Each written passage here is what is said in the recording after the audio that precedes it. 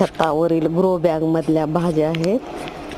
ही चिल्याची भाजी आहे, सुंदर अशी आलेली आहे. तर मी घरी बनवण्यासाठी काढून घेत आहे. छान अशी हिरवीगार अशी भाजी ही दिसत आहे. मस्त कुंडीत लावलेली आहे. कुंडीत म्हणजे ग्रो बॅग मध्ये लावलेली आहे आणि खूप खूप ही थंड असते उन्हाळ्यामध्ये खाण्यासाठी.